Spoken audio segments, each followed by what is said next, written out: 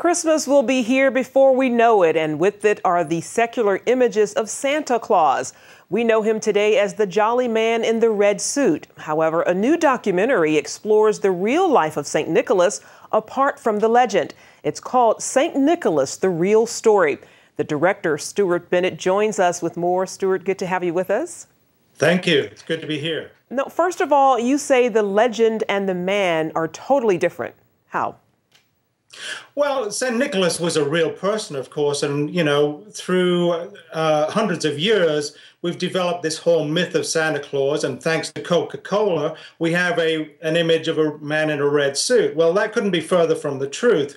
We're talking about a saint, a man who loved God, who lived in the 3rd century. Awesome. Well, tell us more about St. Nicholas's faith and how it drove him in everything he did, and why that is so significant in his time. Well, the most familiar story, and of course the one that brought the legend of Santa Claus, was actually where Nicholas, as a young man before he was a bishop, actually helped three girls get a dowry to get married. Their father was living in poverty, and in that time, in that region of the world, Asia Minor, if you didn't have a dowry for a young woman to get married, then they could live in destitution for the rest of their lives. In fact, the father was actually looking to put the girls into prostitution so that they could earn a living and support him as an older sick man. And Nicholas heard about this, and he wanted to do something about it. So in the middle of the night, he actually threw money into the house, which was enough for the first girl to get married. And when the father acted upon this, and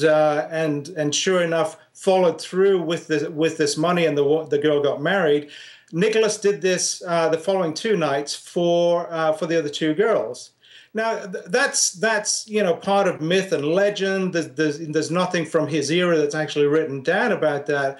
But we know from other stories and from historical fact that this man loved God, and so it's not unbelievable that this would have happened. And that's, as I said, that's how we birthed the whole story of Santa Claus.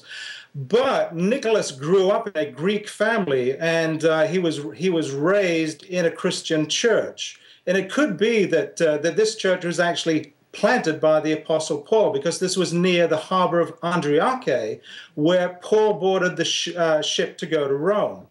And so there's a lot in the history to substantiate the reality of this man, and the fact that he did become a bishop in Myra, which is part of Turkey, which then was known as Asia Minor. Amazing, amazing. Well, you believe that this is a perfect time for such a wonderful documentary. Tell us why.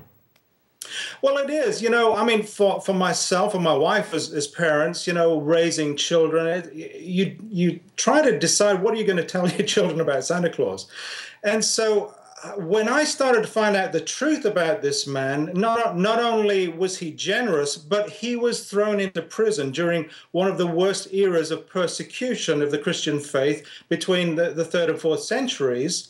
And many bishops during that time were actually beheaded, thrown to lions and so on, and it was a terrible time. Nicholas survived this and lived to save many people, and he was an activist in his society. He stopped innocent people being killed. He stood up against Roman authorities. And so we have the example of a man who loved God, and everything he did was motivated by his faith.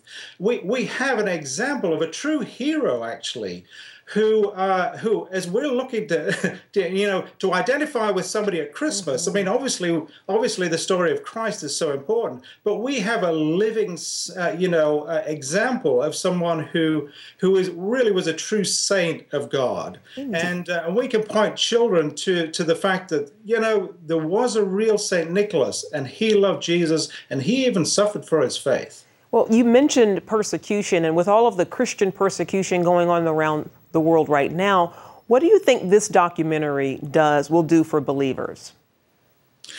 Well, I think it brings it full circle because, in the West, we're not really dealing with persecution very much, but there are many believers around the world. So, in the Arab world, Pakistan, China, where persecution is very real, and in parts of, areas of Nigeria even, so in different parts of Africa. So the fact is, today there are people who are being persecuted. And so this man called Nicholas lived through one of the worst eras of persecution. And I think what it does for us is it gives us ammunition to tell the real story, the true story, and that's why we call this St. Nicholas the real story. But also to bring it present day where, for instance, at Christmas, you wouldn't expect to be praying for the persecuted church. But, St. Nicholas Day is actually December 6th. And so it would be great to see Christian families start to honor the real man, someone who loved God, and say, today, maybe we could set aside time to thank God that there was this man called Nicholas, and let's pray for the persecuted Christians. I think that would be a wonderful thing to see develop out of this, that Christian families could be proactive, just like Nicholas was during his era. Indeed. Well, most Christian parents celebrate both the religious and the secular sides of the Christmas holiday. You touched on this briefly, but how do you hope this works with both?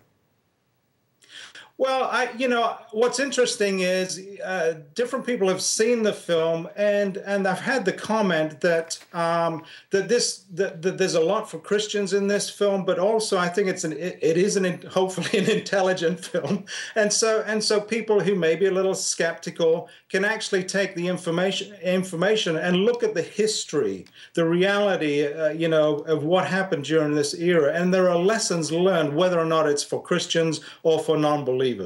Indeed. Well, Stuart, tell us how folks can get it and see it, and we're certainly going to make sure that's on our website, cbnnews.com.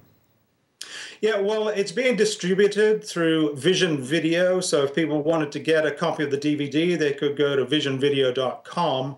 It's also available from Amazon. And it is actually being aired at Christmas in Australia, New Zealand, and in the UK. So I'm very pleased about that. Awesome. Stuart Bennett, thank you so much for your time, and we really look forward to seeing the film. Great. Thank you. You're welcome.